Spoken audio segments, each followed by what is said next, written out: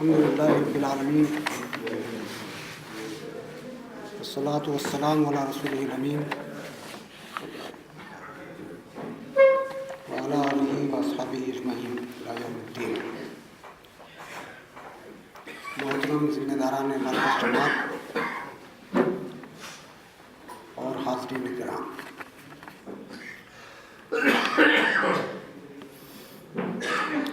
इस वक्त मुझे जमात इस्लामी की उन तजावीज़ की वजाहत करनी है जो जमात ने जस्टिस वर्मा कमीशन को भेजी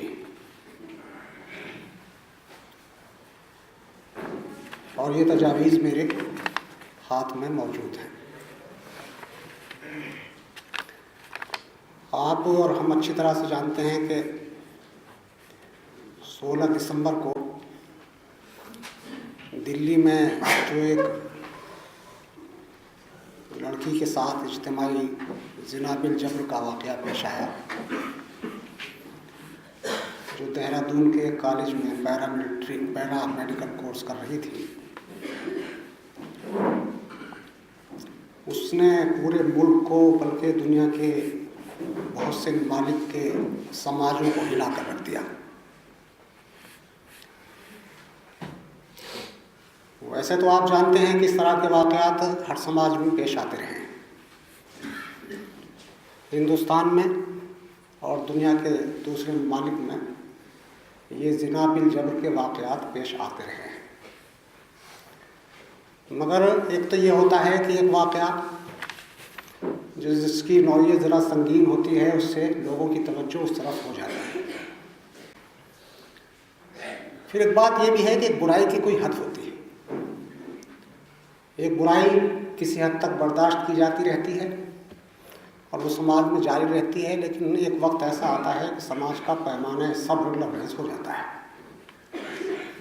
और उसके बाद समाज उस बुराई को ज़्यादा देर तक बर्दाश्त करने के लिए तैयार नहीं रहता। और बुराई की बहुत मुख्तलिफ़ किस्में हो सकती हैं। इससे पहले आपने देखा लोगों पर जुल्म के ख़िलाफ़ एक आवाज़ उठी मुख्तलिफ़ ममालिक में। यहाँ करप्शन के ख़िलाफ़ एक आवाज़ उठी जो समाज खड़ा हो गया। क्या नतीजे हुए उसके, इसका तो अभी इंतज़ार है, लेकिन बहरहाल समाज में एक बेदारी आई, आवाज़ उठी। ये भी एक ऐसा ही वाक़या था जिसने सबको मुतवज्जे कर दिया। समाज में पहले ही से एक बेजारी और एक बेचैनी पहले मौजूद थी, अब इस वाक़े ने उस बेचैनी को बाहर खड़ा कर दिया। मुजाहरे हुए, धरने हुए, आवाज़ें उठी, मुतालबात हुए और लोग सड़कों पर आए। उसका असर भी हुकूमत ने कबूल किया, कुछ न कुछ ऐलानात भी हुए, कुछ इक़दामात भी हुए। अब ये ऐलानात जो हुए हैं इन पर कितना अमल होगा, इस पर तो अभी देखना बाकी है। लेकिन एक बड़ा ऐलान हुकूमत ने यह किया कि एक जस्टिस वर्मा कमीशन बनाए और वो 3 जजों पर मुश्तमिल है। जगदीश शरण वर्मा, JS वर्मा उसके सरबराह हैं। लीला सेठ retired justice Himachal Pradesh, chief justice Himachal Pradesh हैं, उसके एक मेंबर। गोपाल सुब्रमण्यम हैं जो सॉलिसिटर जनरल रहे हैं हिंदुस्तान के। ये 3 अफराद पर मुश्तमिल वो एक कमीशन हुकूमत ने बनाया है और उसका मकसद यही है कि ख़वातीन पर जो जिनसी ज़्यादतियाँ होती हैं उसका जो कानून है हिंदुस्तान में, जो ताज़ीरी कानून है या क्रिमिनल लॉ जिसे कहते हैं अंग्रेज़ी में, उसमें क्या तरामीम की जाए कि ये ज़िना बिल जब्र का सिलसिला रुके, इस पर काबू पाया जा सके और फास्ट बहुत तेज़ी के साथ ट्रायल हो। एक केस हो जाता है, उसके बाद अदालतों में वो केस जाता है, वो तो जाता ही कितना है, और अगर केस जाता भी है तो वो लंबी मुद्दत तक पड़ा रहता है। तो एक बात तो ये है कि उसको क्रिमिनल लॉ में क्या तरमीमात की जाए कि जल्दी से इंसाफ मिले लोगों को, और जो क्रिमिनल है जिसने जुर्म किया है मुजरिम को कैफरे के तक पहुँचाया जाए, मुनासिब सज़ा उसको मिले। ये 2-3 पॉइंटें बहुत महदूद उसका का कोया मैंडेट है। इस सिलसिले में मुख्तलिफ लोगों ने तजावीज़ भेजी हैं और इससे लोगों की दिलचस्पी का अंदाज़ा होता है कि अच्छी खासी बड़ी तादाद में लोगों की तरफ से तजावीज़ गई हैं जस्टिस वर्मा कमीशन को। आपकी बीजेपी सियासी पार्टियों ने भेजी हैं, सोशल ऑर्गेनाइजेशंस ने भी अपने अपने जहन और अपने अपने ख्याल के मुताबिक तजावीज़ इरसाल की हैं और इनफरादी तौर पर भी लोगों ने जस्टिस कमीशन को अपनी तजावीज़ इरसाल फरमाई। प्रकाश सिंह बादल हैं, बीजेपी है, ख़ुद कांग्रेस के लोग हैं, मुख्तलिफ और सोशल ऑर्गेनाइजेशंस हैं और अच्छी खासी तजावीज़ पढ़ने को मिलती है जो मीडिया में चीज़ें आई हैं। इससे अंदाज़ा होता है कि एक तो वो ग्रुप है जो समाज पर और सड़कों पर निकल आया है और अपनी बेचैनी का इज़हार कर रहा है, लेकिन यहाँ का सोचने समझने वाला तबका भी अच्छी खासी तादाद में ऐसा है जो बेचैन है और चाहता है कि मुनासिब तरामीम हो इस यहाँ के कानून में और मुजरिमीन को कैफरे किरदार तक पहुँचाने का रास्ता अख्तियार किया जाए। तो इससे अंदाज़ा हुआ कि सिर्फ एक्टिविस्ट ही नहीं है, इंटेलेक्चुअल्स भी बेचैन हैं और सिर्फ सोशल ऑर्गेनाइजेशन ही नहीं, पॉलिटिकल पार्टीज भी इसके लिए बेचैन हैं। ऐसा नहीं है, हम किसी को सिर्फ किसी एक ग्रुप को मुर्द इल्ज़ाम नहीं ठहरा सकते, बल्कि ये बेचैनी और ये इज़्तिराब हर ग्रुप में हर सतह पर पाया जाता है। अब इससे पहले यहाँ जो इज्तिमा हुआ है उसमें बहुत तफसील के साथ ये बात आ चुकी है हमारे एक इज्तिमा में कि ये वाक़या क्या था और ख़वातीन की इस्लाम में क्या हैसियत है और ख़वातीन को किस तरह से इस तरह के मज़ालिम से बचाया जा सकता है। दूसरा एक प्रोग्राम हुआ था कि इस्लाम का मुआशरती निज़ाम क्या है और उस मुआशरती निज़ाम में औरत की हैसियत क्या है और किस तरह से मर्दों और ख़वातीन के दरमियान ताल्लुकात की नौइयत होगी। ये बात बहुत तफसील के साथ आ चुकी है, मैं उसको दोहराना नहीं चाहता। मैंने इसका जिक्र सिर्फ इसलिए किया है कि जमात इस्लामी हिंद ने भी जस्टिस वर्मा कमीशन को 11 निकात पर मुश्तमिल जो तजावीज़ भेजी हैं, जाहिर है उसमें यहाँ के हालात की भी रियायत होगी, इस्लाम का जो मुआशरती निज़ाम है उसको भी पेश नज़र रखा गया होगा, इसलिए कि जमात इस्लामी कोई ऐसी बात तो नहीं कह सकती जो उसकी आइडियोलॉजी, बेसिक आइडियोलॉजी के खिलाफ हो। अब यह अलग बात है कि किसी के नज़दीक कोई बात काबिल अमल है नहीं है, इस पर डिबेट हो सकती है। तो जमात इस्लामी ने जो 11 निकात पर मुश्तमिल तजावीज़ भेजी हैं, मुझे इस वक्त उन्हीं की तशरीह करनी है, मगर एक बात जहन में रहनी चाहिए कि इस्लाम हो या कोई भी आइडियोलॉजी दुनिया की हो, हम तो जो कि इस्लाम को मानते हैं, इस्लाम ही को हक समझते हैं, इस्लाम ही को हिंदुस्तान में पेश कर रहे हैं और इस्लाम ही के ज़रिए हम दुनियावी निजात का भी तसव्वुर कर सकते हैं और आखिरत की निजात का भी। लेकिन आइडियोलॉजी कोई हो बतौर ख़ास इस्लाम, उसको आप टुकड़ों में नहीं देख सकते। उसमें अगर आप एक चीज़ को लेकर बैठ जाएं तो और दूसरी चीज़ों को नज़रअंदाज करते हैं तो पूरी चीज़ को समझा नहीं जा सकता और किसी एक चीज़ को अख्तियार करके उसकी बरकतें नहीं हासिल की जा सकती जब तक कि उसको एज ए होल ना अख्तियार किया जाए। ये बात इस्लाम के सिलसिले में पूरे इस्लाम के सिलसिले में कही जा सकती है और ये जो तजावीज़ इस वक्त पेश की गई हैं इनके में 11 की 11 को सामने रख कर के बात की जाएगी, तभी कोई बात वाज़ेह तौर पर हो सकती है। होता यह है कि हम बहुत सिलेक्टिव हो जाते हैं बात चीज़ों में, कि किसी एक चीज़ को हमने लिया और उस पर हमने डिबेट करनी शुरू कर दी। ये बात जाहिर है किसी चीज़ को समझने का ये कोई सही तरीका नहीं है। आप एक पूरी चीज़ को लीजिए और उसमें से एक एक चीज़ को डिस्कस करते चले जाइए, पर एज ए होल देखिए कि उससे समाज का क्या नक्शा बनता है, उससे ख़वातीन का किस तरह तहफ़्फ़ुज़ होता है, उससे किस तरह ख़वातीन की आबरू महफूज रहती है और किस तरह से मर्दों के अखलाक संवरते हैं और समाज में एक इस्तेहकाम पैदा होता है। तो जमात ने जो ये तजावीज़ पेश की है उन्हें एज ए होल एक एक करके देखेंगे, लेकिन हमारी नज़र एज ए होल तमाम तजावीज़ पर होगी। तो ये बात समझनी चाहिए हमें कि ये जो यहाँ का मुआशरती निज़ाम है इस वक्त, ये सही बात यह है कि यह एक सेकुलर निज़ाम है, मज़हब से इसका कोई ताल्लुक़ नहीं है, बल्कि आप शायद इत्तेफाक करेंगे कि वेस्टर्नाइज्ड कल्चर है यहाँ, और वेस्ट से जो चीज़ें यहाँ आई हैं हम एक एक करके हिंदुस्तान के लोग उनको अख्तियार करते चले गए।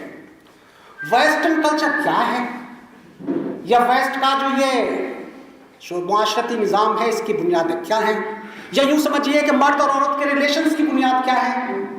तो 3 चीज़ें मैं बहुत इख्तिसार के साथ ये अर्ज़ कर दूँ कि पहली चीज़ तो ये है कि वो कहता है कि औरतों और मर्दों में बराबरी होगी।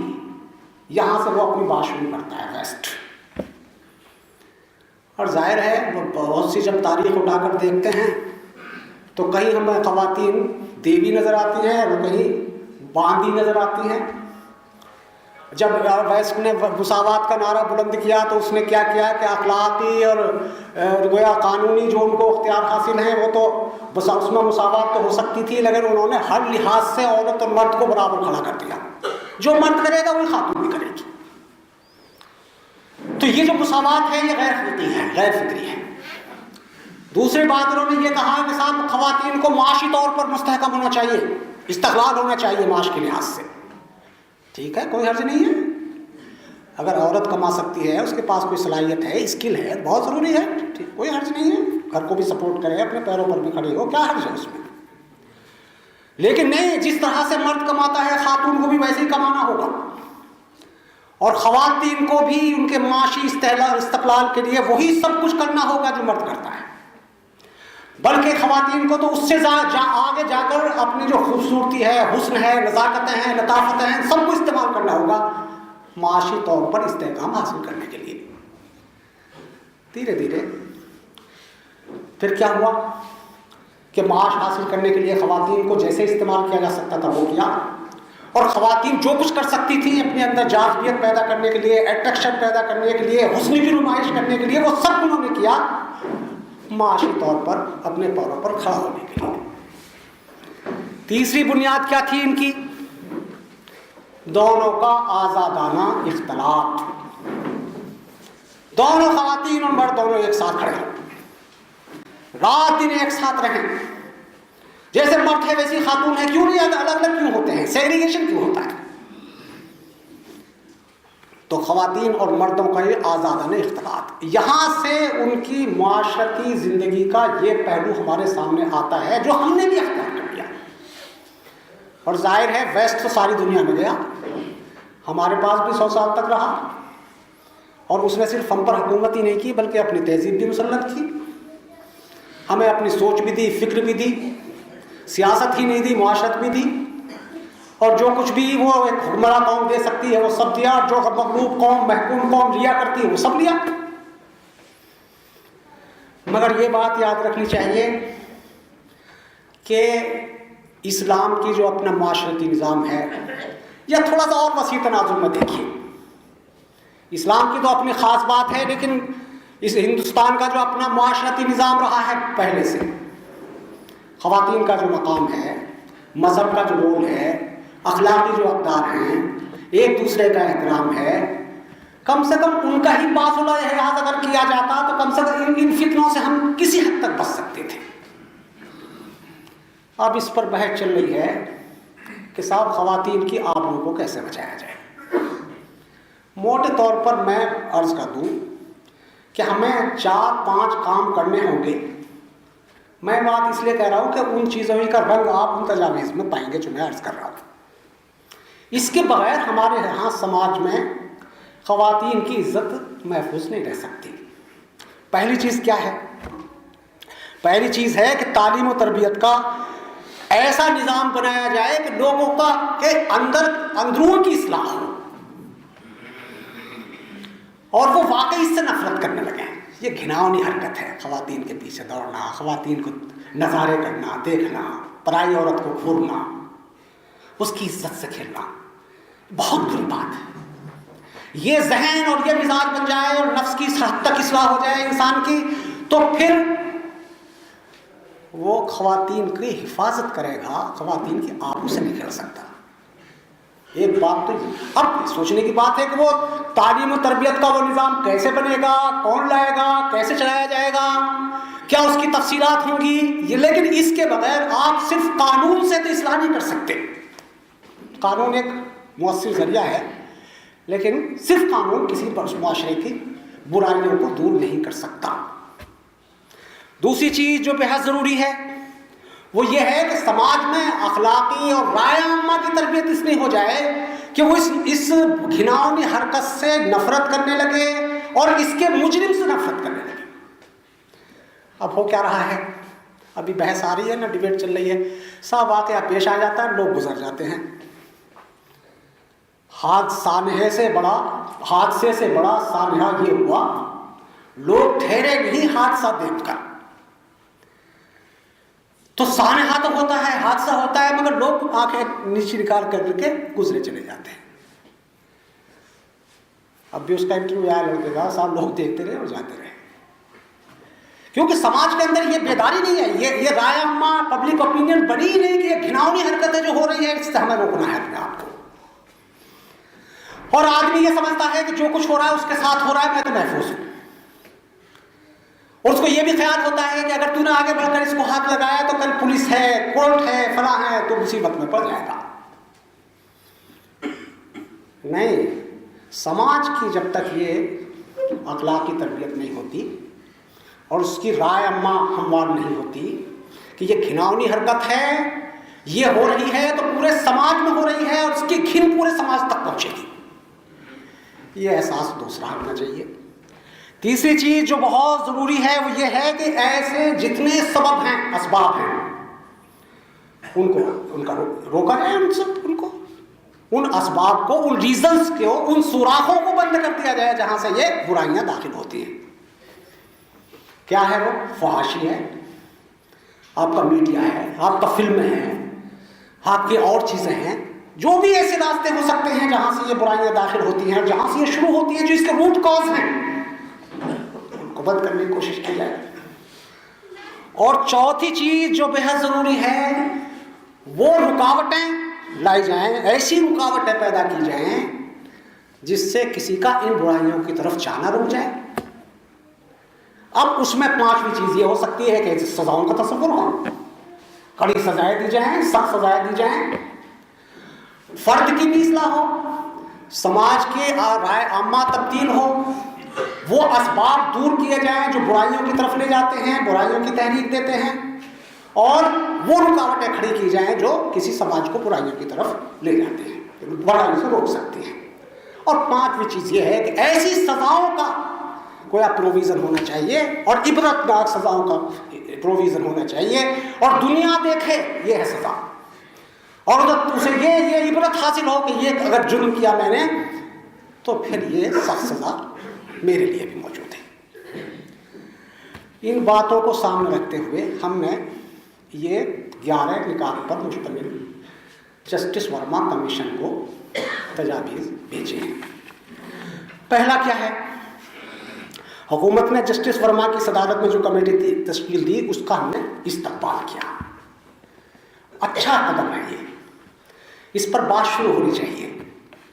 जस्टिस वर्मा कमीशन से हमें यह तवक्को जरूर है कि वो उनके असबाब का भी पता लगाएगा कि आखिर ये समाज इतना घिनौना क्यों हो गया, और इसके अंदर ऐसे लोग क्यों परवरिश पा रहे हैं कि जिनके जहन पर सेक्स और शहवत ही सवार है। वो कौन सा तालीम और तरबियत का निज़ाम है, वो कौन सा मीडिया है, वो कौन सा समाज है कि वो अपनी बहन और बेटियों के साथ इस तरह के सलूक करता है। तो हमने उसका इस्तकबाल भी किया, खैर मकदम करते हुए अच्छे तवक्कुआत का भी इजहार किया उनसे, और ये सब बातें कहने के बाद फिर हमने कहा कि साहब पहली बात तो ये है कि मर्द और औरत की आज़ाद मर्जी जो निकाह के से वजूद में आए, आज़ाद मर्जी से जो निकाह वजूद में आए, सिर्फ उनके दरमियान ही जिनसी ताल्लुक़ के लिए कानूनी शक्ल तस्लीम करनी चाहिए। निकाह के अलावा जिनसी ताल्लुक़ की तमाम सूरतें जिनमें लिव इन रिलेशनशिप भी है, इनको गैर कानूनी और काबिल सजा करार दिया जाए। एक बात तो हमने ये की है। अब जाहिर है निकाह तो ऐसा निकाह है, शौहर और बीवी का रिश्ता है, उसकी बहुत सी मसलिहतें हैं। आदमी निकाह करता है तो जिम्मेदारी लेता है बीवी की, बीवी जिम्मेदारी लेती है शौहर की।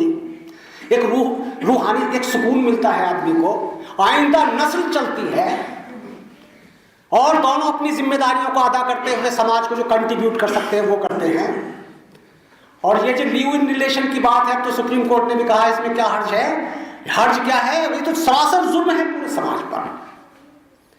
एक शख्स पैदा होता है तो समाज के कितने अनासिर हैं, कितने ग्रुप्स हैं जो उसकी तरबियत में और तालीम में मददगार होते हैं, मगर वो आइंदा नस्ल की तैयारी और आइंदा नस्ल की बका के लिए, उसकी तालीम तरबियत के लिए, उसकी परवरिश के लिए कोई रोल अदा नहीं करना चाहता समाज में। जानवरों की तरह से चारा चुगता है और चला जाता है। फिर लिव इन रिलेशन के नतीजे में या लड़की और लड़के के साथ रहने के नतीजे में जो औलाद पैदा होगी उसका क्या होगा भाई? उसकी तालीम तरबियत का क्या होगा? तो ये जो बात देखने की है कि वो अपनी जिम्मेदारी नहीं कबूल करता, समाज को कोई कंट्रीब्यूट नहीं करता, समाज में नई नस्ल की परवरिश और बका के लिए कोई रोल नहीं अदा करता, और आइंदा नस्ल की जो पैदा होगी उसकी कोई जिम्मेदारी उस पर आयद नहीं होती। बाद लोग कहते हैं कि साहब ये बताइए कि लड़का और लड़की एक साथ रहना चाहते हैं तो आपका क्या नुकसान है? कहते हैं ना, बड़ी मासूमियत के साथ कहते हैं, लड़का और लड़की एक साथ रहना चाहते हैं तो किसी का क्या नुकसान है इसमें? मैं कहता हूं कि ये आजादी का, ये 20वीं सदी का तस्वुर है सिर्फ, कि इंसान मुतलक आजाद है। एक अंग्रेजी में एक कॉल पढ़ा हमने, entire liberty is the liberty of the wild आस।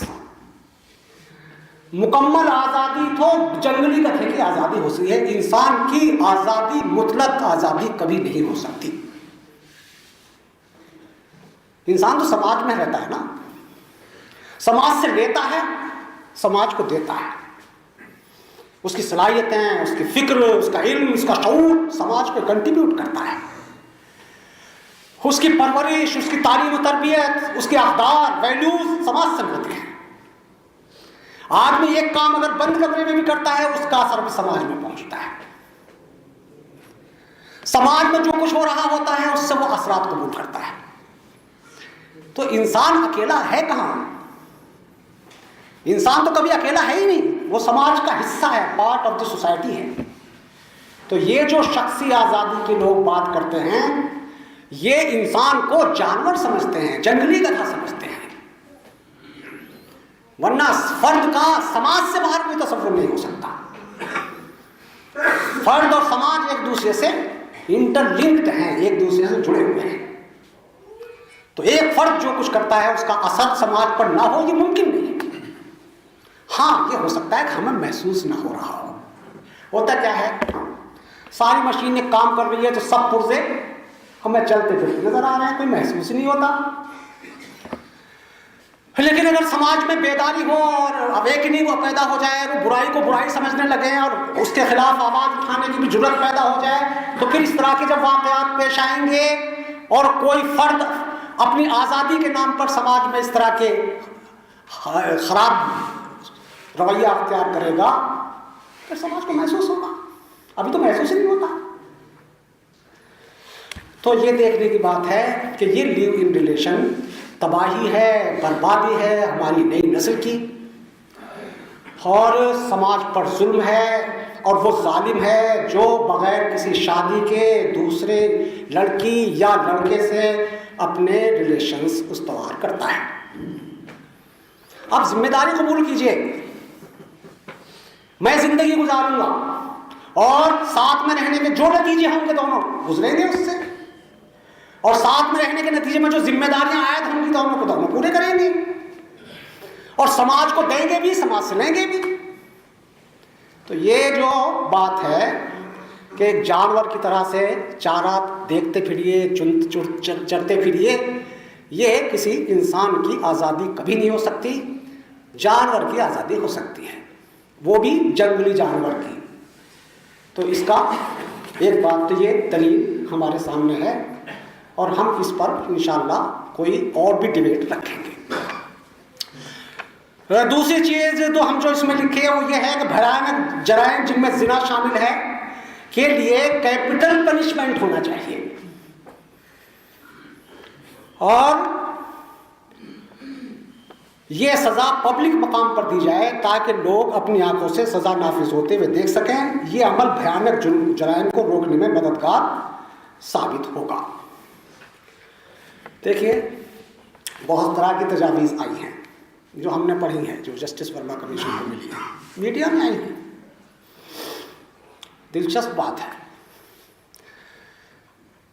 किसी ने कहा कि साहब लाइफ इम्प्रिजनमेंट होना चाहिए, प्रकाश सिंह बादल ने कहा, और उसको पैरोल न दिया जाए उसको। बीजेपी वालों ने कहा साहब वो डेथ पेनल्टी होनी चाहिए। एक साहब हैं, नागरिक क्या है उसका नाम, पतिता उद्धार, उसने लिखा है कि साहब बहुत अच्छा मौका है वर्मा जी, आप तो फ्लैश ट्रेड को लीगलाइज कर दीजिए। देखिए, अपना अपना जहन है, अपना अपना मिजाज है। प्रोस्टिट्यूशन को कानूनी शक्ल दे दीजिए, ना रहेगा बांस ना बजेगी बांसुरी, जहां जो चाहे जाए जो चाहे करे।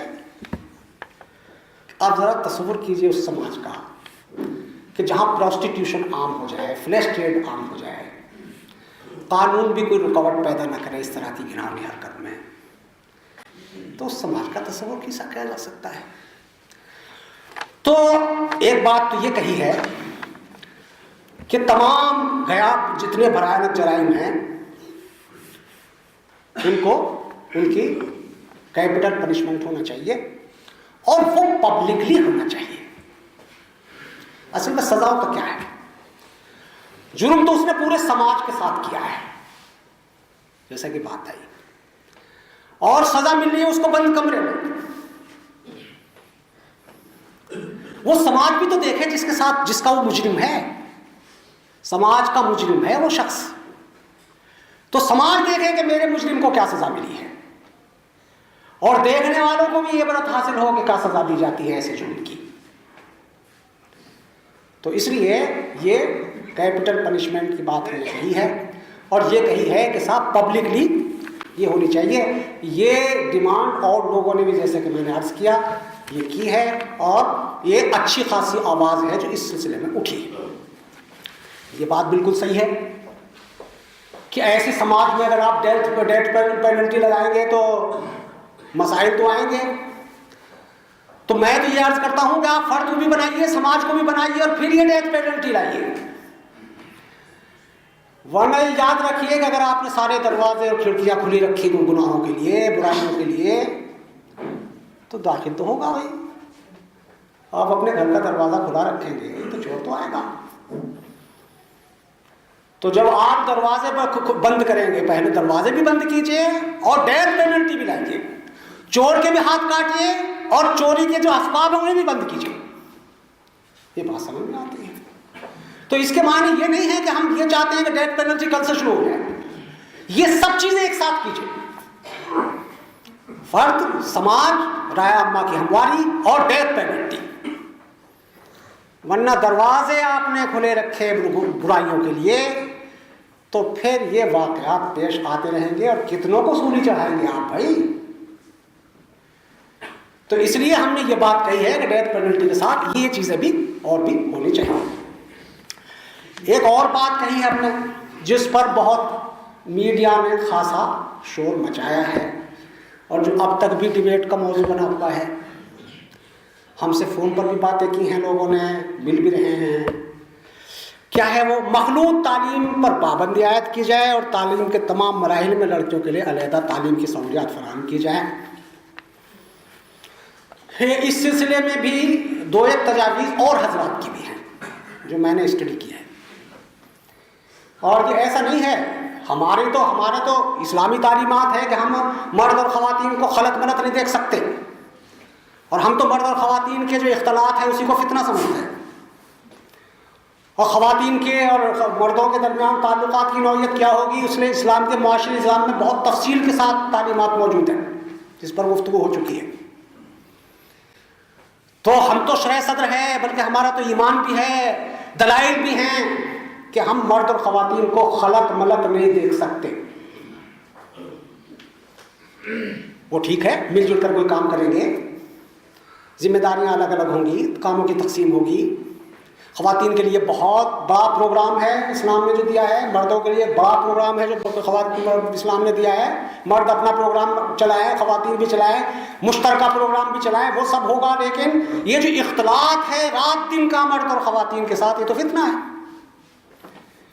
तो हमारी बात तो अपनी जगह है, लेकिन मैं ये अर्ज कर रहा हूँ कि बाद और तंजीमों ने भी इस सिलसिले में अपने राय दी है। और ये बात जहन में रखें कि ये हमने कोई अनोखी बात नहीं कही है, प्रैक्टिकली ये प्रैक्टिस में है पूरी दुनिया में। लोग कहते हैं साहब कैसे काबिल अमल है, हम ये कहते हैं कि काबिल अमल की बात आप उस वक्त पूछ रहे हैं जब इस पर अमल हो रहा है। भाई हिंदुस्तान में आपको सैकड़ों हजारों कॉलेज लड़कियों के अलग लड़कों के अलग आज भी दिखाई देंगे। आज आप वेस्टर्न कंट्रीज में जाकर के देखिए कितनी लड़कियों के कॉलेज अलग हैं, कितने लड़कों के कॉलेज अलग हैं। क्यों है? इसलिए है कि 18वीं सदी तक लड़के और लड़कियों की तालीम अलग ही होती थी। जब ये वेस्टर्न कल्चर दुनिया पर इंपोर्ट की लोगों ने, आई वो तमाम फितना सामानियों के साथ, तब ये लड़के लड़कियां साथ साथ पढ़ेंगे, तब ये फिलॉसफी आई है। और जो लोग एजुकेशन के उससे शोबे से ताल्लुक़ रखते हैं वो अच्छी तरह जानते होंगे कि एजुकेशन में बाकायदा इस पर डिबेट है बहुत तवील कि सिंगल सेक्स एजुकेशन ठीक है, ज़्यादा इफेक्टिव है, ज़्यादा मुअस्सिर है, या को एजुकेशन ज़्यादा मुअस्सिर है एक फ़र्द की शख्सियत के इर्तिका के लिए या तालीमी माहौल बनाने के लिए। दोनों दलीलें हैं लोगों के पास। और जाहिर है जब वो वेस्ट की तरफ से एक चीज़ आती है तो वो तो दलाइल का अंबार करती है अपने साथ, एक फितना होता है।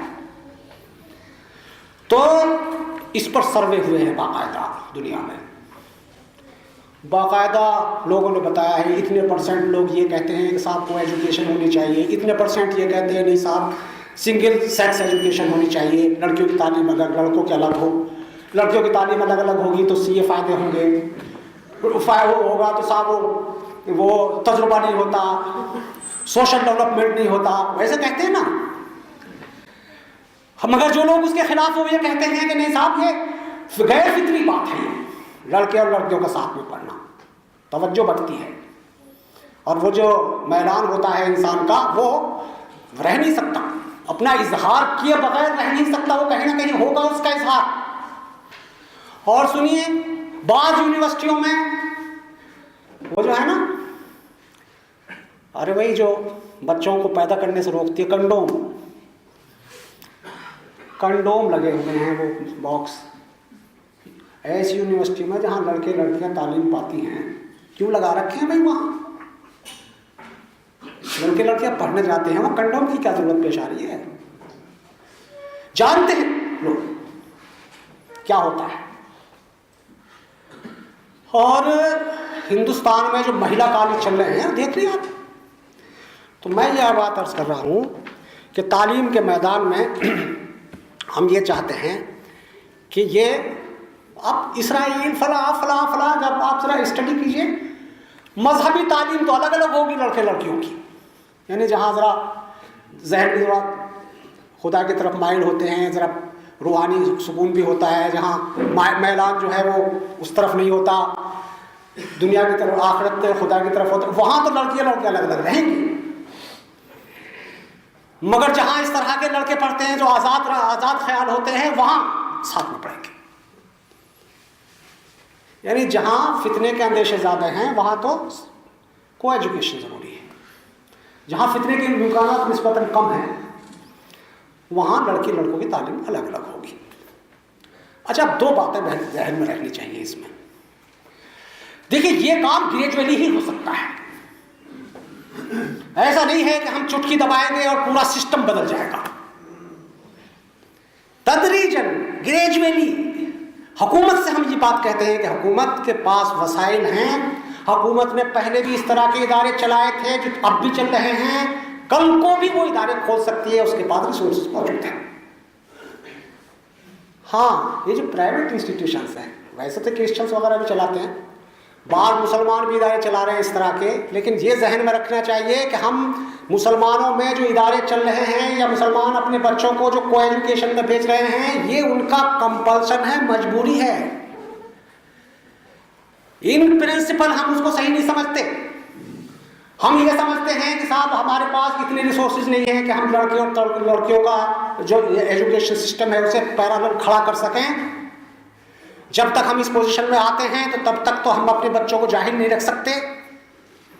हम अपने बच्चों को भी तालीम दिलाएंगे, बच्चों को भी तालीम दिलाएंगे, तो हम मजबूरन उन इदारों में भेजते हैं अपने बच्चों को जहां को एजुकेशन है। एक छोटी बुराई को बर्दाश्त करते हैं एक बड़ी बुराई से बचने के लिए। जिहालत बड़ी बुराई है, जिहालत अंधेरा है। सो उस अंधेरे से रोशनी की तरफ लाने के लिए हमें मजबूरन को एजुकेशन के इंस्टीट्यूशन से फायदा उठाना पड़ता है, लेकिन हम उसूलन उसको सही नहीं समझते। और उसूलन हम जैसा आदमी कौन होता है उसको सही समझने वाला, जबकि तालीमात बहुत वाज़ेह हैं इस्लाम की कि लड़कियों और लड़कियों का इख्तिलात नाजायज़ है, नापसंदीदा है, गलत है, बल्कि हमारे नज़दीक तो एजुकेशन को भी मुतासिर करने वाला है। तो ये 2-3 बातें इसमें अर्ज करनी थी। तालीमी इदारे, एक बात ये भी है, तालीमी इदारे लड़कियों के लिए संजीदा और मुहज़्ज़ब ड्रेस तजवीज़ करें। जाहिर है मुहज़्ज़ब लिबास होगा, मुहज़्ज़ब लिबास होना चाहिए। इसमें कोई हम ये नहीं कह सकते कि साहब कौन सा लिबास पहने, शलवार पहने, कमीज़ पहने, क्या पहने, मगर ऐसा लिबास होना चाहिए कि उनके जिस्म की हैयत नजर ना आए, सतर हो, उड़िया ना हो, नंगापन ना हो। हज़रत उमर रज़ियल्लाहु अन्हु ने कहा ना, बहुत मशहूर कौल है कि तुम अपनी औरतों को ऐसे लिबास मत पहनाओ जिससे उनकी जिस्म का उड़िया होना जाहिर होता हो। और ये तो हर मुहज़्ज़ब माशरा समझता है इसको कि लड़कियों को समाज में इस तरह का लिबास पहना कर घुमाना जिससे वो उनके आज़ा जो हैं वो नज़र आते हों, और उनकी नुमाइश करना और उन्हें वजह कशिश बनाना, अट्रैक्शन पैदा करना और दावत नज़ारा देना नौजवानों को, ये फितना है, बुराई है, बहुत बड़ी ख़तरनाक बात है। तो हम ये नहीं कह रहे कि साफ वो क्या लिबास पहने क्या नहीं पहने, वो अपने अपने समाज के लिहाज से, अपने अपने मज़हब के लिहाज से, अपने अपने कल्चर के लिहाज से लिबास पहने, मगर ऐसी ड्रेस होनी चाहिए जिसे मुहज़्ज़ब समझती है दुनिया। अच्छा, अब लोग कहते हैं कि साहब वो मुहज़्ज़ब की तारीफ आप करेंगे क्या? हमसे लोग ये कहते हैं कि साहब ये ड्रेस कोड आप तय करेंगे, और मुहज़्ज़ब किसे कहते हैं ये आप तय करेंगे, कोई ऑर्गेनाइजेशन तय करेगा क्या? हमारा दावा ये नहीं है, और हम कोई लिबास तजवीज़ भी नहीं कर रहे, और हम कोई डेफिनेशन भी नहीं दे रहे अलग से मुहज़्ज़ब लिबास क्या है। हम तो सिर्फ इतनी बात कहते हैं कि हमारी बच्चियों के जिस्म की नुमाइश ना कीजिए आप। हम अपनी बच्चियों की आबरू को महफूज देखना चाहते हैं। आप नौजवानों के हाथ का खिलौना न बनाइए हमारी बच्चियों को, बस इतनी बात कहते हैं। ऐसा लिबास तय कीजिए, आप कीजिए। तो दूसरी बात हमने ये एक बात हमने ये की है। तीसरी जो 5वीं बात हमने कही है कि समाज की इस्लाह लोगों, खासतौर पर नई नस्ल के दिलों में अखलाक इक़दार रासी करने और जराइम के खिलाफ बेदारी लाने के लिए मजहबी इदारों, मजहबी रहनुमाओं की खिदमत हासिल की जाए। देखिए, एक बात सहन में रहे, जैसे मैंने शुरू में अर्ज़ किया कि जब तक गुनाह या और दूसरे लफ्ज़ों कहें तो पाप का एहसास न हो किसी आदमी को किसी हरकत से, तो वो हो सकता है समाज के खौफ से, कानून के खौफ से कहीं रुक जाए, मगर खुद तो नहीं रुक सकता, अपनी तहरीक से नहीं रुक सकता। और ज़रूरत इसी की है कि जुर्म के बारे में उसका जहन कोई नफरत करने वाला बन जाए और उसे एहसास हो कि कोई ताकत है जो देख रही है, और कल भी मौत वाक़ई हो सकती है। इसके लिए ज़रूरत है कि आप मजहबी इदारों को इस्तेमाल करें। हम हुकूमत से कहते हैं, सेकुलरिज्म के माने यहाँ हिंदुस्तान में ये नहीं है कि मजहब को बिल्कुल टच नहीं किया। मजहब है, मजहब इंसानों का मजहब है, हुकूमत जानिबदारी नहीं करेगी किसी मजहब के साथ, लेकिन मजहबी अक़दार की हिफाजत, मजहबी अक़दार का एहतराम, ये तो लाज़मी है सबके लिए। ठीक है, कोई मजहब को नहीं मानता, इंफरादी तौर पर ना माने, लेकिन ये तो मजहबी मुल्क है, मजहबी अक़दार से वाबस्ता रही है यहाँ। तो हम ये कहते हैं कि मजहबी लोगों से आप फ़ायदा उठाइए, मजहबी लोगों से कि इदारों के पास नौजवानों को ले जाइए, नौजवानों के पास इन मजहबी लोगों को, मजहबी शख्सियात को, मजहबी इदारों को ले जाइए, तो इससे जो गुनाह का एहसास है इस जुर्म के बारे में वो पैदा होगा और उनके अंदर अखलाकी अक़दार, मोरल वैल्यूज पर बात चढ़ेंगी और फिर गुनाह का वो तसव्वुर पैदा होगा जो उसे बुराई से रोक सकता है। लेकिन बात क्या है कि मजहब का जब नाम आता है तो हर चीज़ में तो मजहब होता है, मगर इस तरह के कामों में मजहबी शख्सियात को हमारा जो हुकूमतें हैं, हमारे इदारे हैं, वो इस्तेमाल नहीं कर पाते। इसकी ज़रूरत है। अगर आप समाज को बचाना चाहते हैं तो मजहब का इस्तेमाल, मजहब से फ़ायदा उठाना ज़रूरी है। छठा पॉइंट हमने दिया, औरतों के लिए महफूज तरीके से आमद-ओ-रफ्त के लिए ट्रांसपोर्ट की सहूलियात फराहम की जाएँ, ख़ास तौर पर शहरों और कस्बात में। जाहिर है ख़वातीन घर से बाहर भी निकलेंगी, ऐसा नहीं है, हम कैप्सूल बनाकर नहीं रखते ख़वातीन को कि साहब कैप्सूल बना दीजिए और बाहर वो दिखाई न दें। ख़वातीन के अंदर भी अल्लाह ताला ने सलाहियत दी है, वो भी तालीम हासिल करें, बल्कि उनका तालीम हासिल करना तो और ज़्यादा ज़रूरी है, मर्दों से भी ज़्यादा ज़रूरी समझते हैं हम। किसी ने कहा ना कि एक मर्द को पढ़ाइए तो एक आदमी को पढ़ाया, एक खातून को पढ़ा दिया तो पूरे ख़ानदान को पढ़ा दिया, तो इसकी तालीम का असर तो पूरे ख़ानदान पर पड़ता है। तो ख़वातीन को तो तालीम हासिल करनी चाहिए। जाहिर है वो स्कूलों में भी जाएंगी, अच्छा है, अलग से इंतज़ाम हो जाए उनकी तालीम का, खुदा करे धीरे धीरे। जब तक ऐसा नहीं होता तो बहरहाल स्कूलों में जाएंगी, कॉलेजों में जाएंगी, मदारिस में जाएंगी, कोई छोटा मोटा जॉब मिलता है तो वो भी करेंगी, आना जाना उनका बाजार में भी होगा, एहतियात के साथ, इस्लामी तालीमात के हुदूद के अंदर रहते हुए। तो अब उनके आने जाने का इंतज़ाम सही तौर पर होना चाहिए। वैसे तो हुकूमत ने किया था, ट्रेनों के डिब्बे अलग बना दिए थे ख़वातीन के लिए, बस में भी कुछ सीटें ख़ास कर दी थी, मगर उस पर अमल कहाँ होता है। अरे भाई आप कुछ बसें ख़ास कर दीजिए ख़वातीन के लिए, कुछ और ट्रांसपोर्टर का सिस्टम खड़ा कर दीजिए उनके लिए जो ख़ास हो ख़वातीन के लिए। अच्छा, इस पर हमें एक बात ताज्जुब होता है, एक तरफ आपका इतना आज़्म और इतना हौसला है कि साहब मर्द और ख़वातीन को हम एक जैसा बना के छोड़ेंगे, और दूसरी तरफ आप ही हैं ट्रेनों में डिब्बे भी अलग से लगा रखे हैं उनके, और बसों में सीटें भी खास कर रखी हैं। इसके माने यह है कि कहीं ना कहीं आप समझते ज़रूर हैं, आपकी जो फितरत की आवाज़ है वो आपको बताती ज़रूर है कि सही है क्या गलत है, मगर बाहर की चकाचौंध से आप इतने मुतासिर हैं कि अंदर की आवाज़ को दबा देते हैं। तो हमने ये बात कही है कि आप औरतों के सफ़र के लिए मुनासिब इंतज़ाम कीजिए, मुनासिब ट्रांसपोर्ट कीजिए। अब देखिए ना, बस में क्या हुआ, लड़की आ रही है, खैर वो वक्त था क्या था, लड़की जा रही है, उसमें 4 लड़के घुस गए।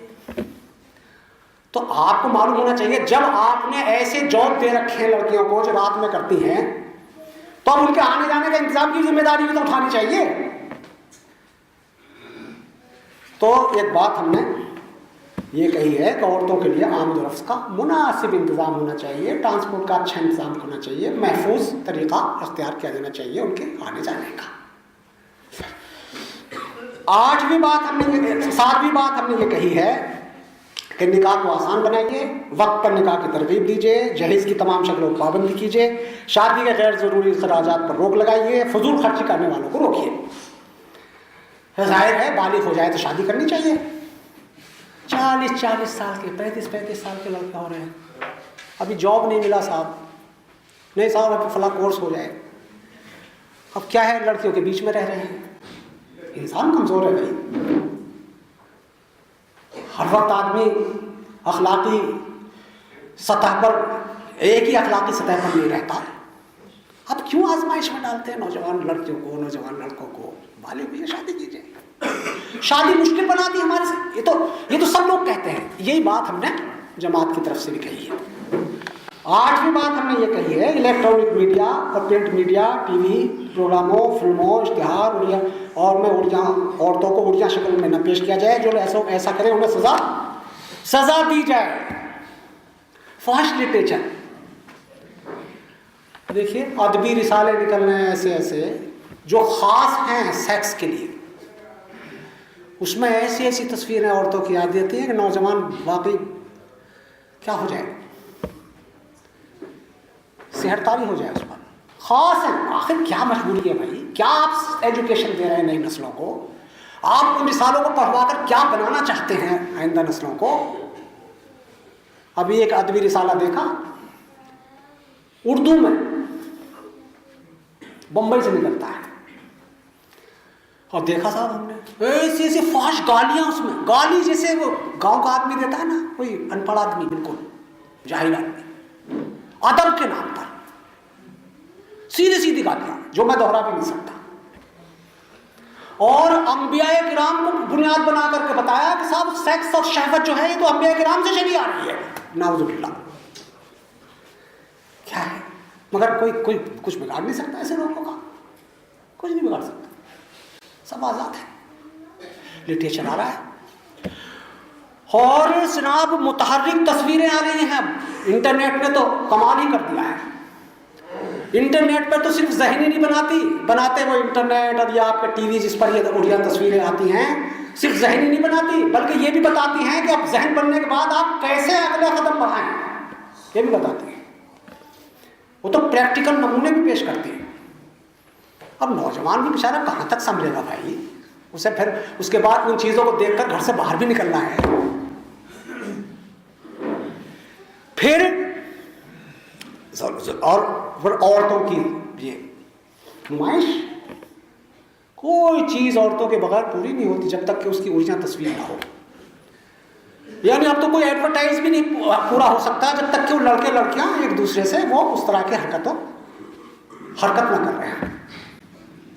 तो क्या ये नहीं हो सकता, हमने हुकूमत से कहा है, क्या ये नहीं हो सकता कि आप कुछ रेगुलेशन बनाएं इसके लिए, क्या चीज़ दिखाई जाएगी अपने हमारे समाज को, क्या चीज़ नहीं दिखाई जा सकती, और जो चीज़ नहीं दिखाई जा सकती अगर कोई उसको दिखाता है तो उस पर कानूनी कार्रवाई होनी चाहिए। तो क्या ये नहीं हो सकता?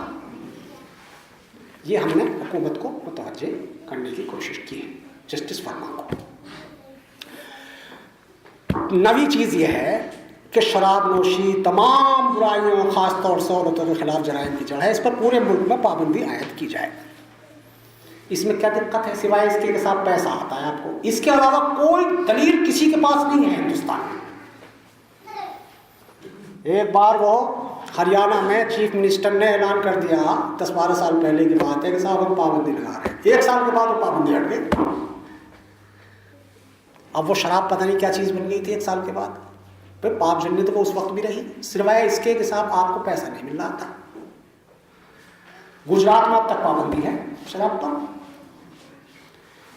है, और वो उसी वक्त से है, ये किसी चीफ मिनिस्टर का कोई रोल नहीं है उसमें। जब से वो गुजरात बना है तब से शराब पर पाबंदी है वहां, अगर चल रहा है ना वो भी। तो एक तरफ हम पापजन्य भी कहते हैं, करेक्टर को तबाह करने वाली चीज भी करार देते हैं, और दूसरी तरफ हम पाबंदी भी लगाना नहीं चाहते। इस दोहरे मेयार के साथ हम अपने समाज का सुधार कैसे कर सकेंगे? तो वर्मा कमीशन को हमने ये बात ये भी कही है। 10वीं बात हमने कही है कि ताज़ीरी कवानीन को मजीद सख्त बनाया जाए और अदालती तरीक़ेकार को आसान बनाया जाए। अब इस वक्त क्या है कि 7 साल की सजा है रेप पर। अब उस 7 साल के बाद अव्वलन तो यह है कि वो कितने लोगों की कन्विक्शन ही कितने लोगों का होता है, ये मैं अगले पॉइंट पर अर्ज करूंगा। दूसरी यह है कि अदालत में चला भी तो कितने दिन तक केस चला, इतने वो भी पूरा हो गया, सब हो गया, या मैनेज कर लिया जो कुछ भी हुआ, अल्लाह वाला। तो ऐसे कवानीन को सख्त बनाइए। उसमें हमने मशवरा दिया है कि आप कैपिटल पनिशमेंट रखिए और उसे पब्लिकली दीजिए सजा को, मगर जल्दी कीजिए। अब फास्ट ट्रैक कोर्ट्स की बात चल रही है, फास्ट ट्रैक कोर्ट की भी हमने तायद की है, ठीक है, मगर हम साथ साथ ये जरूर समझते हैं कि फास्ट ट्रैक कोर्ट नहीं चाहिए हमें, फास्ट ट्रैक जस्टिस चाहिए भाई। ना फास्ट ट्रैक अदालत आपने बना दी और जस्टिस ना मिला लोगों को, तो उसका कोई फायदा नहीं है कि 3 महीने में आपने कह दिया 3 महीने में फैसला आना चाहिए। अब ना उन्होंने गवाहों को सुना, ना साहब उसको बेचारे जो जिसने केस दायर किया ना उसका कायदे से सुना, और बस आए और 3 महीने में चूंकि फैसला देना है, फटाफट कर दिया फैसला। हमारे देखिए फास्ट ट्रैक होनी चाहिए, यानी इसके साथ मैं ये अर्ज करता हूं कि फास्ट ट्रैक ना भी हो तब भी जल्द इंसाफ मिल सकता है अगर एहसास जिम्मेदारी हो हमारे लोगों को। इसकी एक मिसाल अभी हमारे सामने आई, कल ही सुना मैंने कि होशियारपुर में एक केस हुआ जनाबिल जबर का, पंजाब में। वहां की अदालत ने 8 दिन में फैसला सुना दिया और 10 साल की सजा दे दी।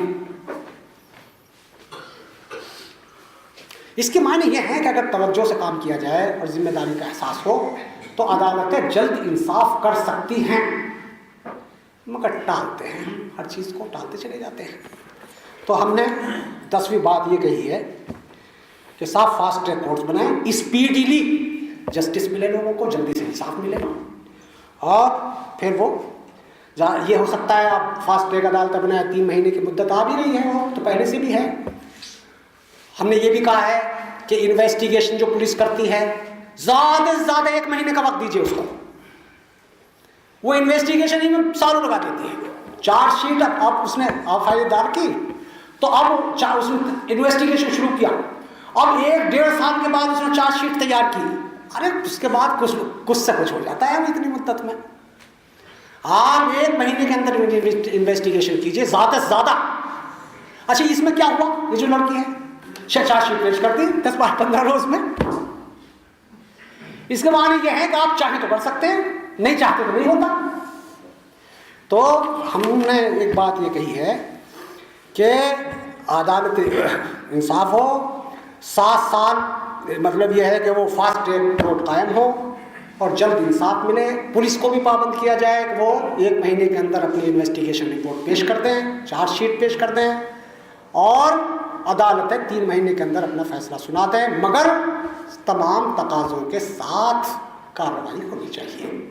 आखिरी बात जो लिखी है वो है पुलिस निज़ाम में किए जाने वाले इस्लाही ज़ाब्तों को जल्द अज नाफिज किया जाए और ख़ास तौर से FIR दर्ज न होने या उसके अंदर ताख़ीर की शिकायतों पर मुतल्लिक़ा अफराद को सजा दी जाए। एक साहब ने आंकड़ा बताया हमें, उन्होंने कहा कि 12% केसों में FIR दर्ज होती है। अब ये आदाद शुमार में तो इख्तलाफ हो सकता है, मगर ये बात तो साफ है कि बहुत कम केस ऐसे होते हैं जिनमें FIR दर्ज करती है पुलिस। रिकॉर्ड खराब होता है पुलिस का ना। अब आप स्टेट वाइज जरा देखिए कि किस स्टेट में कितने रेप होते हैं, तो किसी स्टेट में बहुत ज्यादा है, किसी स्टेट में कम है। ये हकीकत भी हो सकती है, मैं ये नहीं कहता, किसी स्टेट में कम हो सकते हैं, किसी स्टेट में ज्यादा हो सकते हैं। मगर उसकी एक खास वजह यह भी है कि बाद जगहों की पुलिस रिपोर्ट दर्ज कर लेती है, FIR दर्ज कर लेती है, बाद जगहों पर नहीं करती, और आदाद शुमार वहीं से आते हैं। तो सवाल यह है कि एक आदमी पर, एक खातून पर जुल्म हुआ तो पुलिस FIR दर्ज क्यों नहीं करती? और अच्छा पुलिस है किस लिए? भाई शहरियों की हिफाजत ही के लिए तो है, और अमन और कानून बरकरार रखने के लिए तो पुलिस होती है, मगर वो ये काम नहीं करती। अब हमने इसमें डिमांड की है, ये कहा है जस्टिस वर्मा कमीशन से कि साहब वो पुलिस का जो निज़ाम है उसे चुस्त बनाया जाए, चौकस बनाया जाए। और इस सिलसिले में सुप्रीम कोर्ट ने भी कहा था एक बार कि साहब पुलिस की रिफॉर्म्स बुलाई जाए, पुलिस को एहसास जिम्मेदारी उसके अंदर पैदा किया जाए, उसका वर्किंग स्टाइल बेहतर बनाया जाए, और मुख्तलिफ कमीशंस की रिपोर्ट रखी हुई है, मगर हमारे जिम्मेदारों की तवज्जो इस तरफ नहीं होती और पुलिस का रवैया है कि बराबर वही अपना काम करता चला जाता है। हमने कहा है कि FIR अगर नहीं करती पुलिस तो उसको सजा दी जाए, अगर ताख़ीर करती है FIR दर्ज करने में तो उसमें भी सज़ा का प्रोविज़न होना चाहिए, तभी ये हमारी पुलिस जो है वो जिम्मेदारी के साथ काम करेगी। ये 11 तजावीज़ थी जो हमने जस्टिस वर्मा कमीशन को भेजी हैं। अब जस्टिस वर्मा कमीशन की रिपोर्ट 1 महीने में आनी है, 1 महीने में आ जाएगी। अब देखेंगे इसमें से कितनी बातों को वो एक्सेप्ट करते हैं, कितनी बातों को नहीं करते। लेकिन हमारा काम तो जो कुछ हम सही समझते हैं वो हुकूमत तक भी पहुंचा देना है, समाज तक भी पहुंचा देना है, मीडिया तक भी पहुंचा देना है, वो हम कर रहे हैं। बस अल्लाह ताला से दुआ कीजिए कि अल्लाह हमारी टूटी फूटी कोशिशों को कबूल फरमाए। और बड़ा अच्छा मौका है इस पर इस्लामी तालीमात की रोशनी में बात करने का। ये बात लोगों तक पहुँचे तो इंशाअल्लाह लोगों के जहन भी खुलेंगे और दिल भी इंशाअल्लाह मुतवज्जह होंगे। आखिर दावा।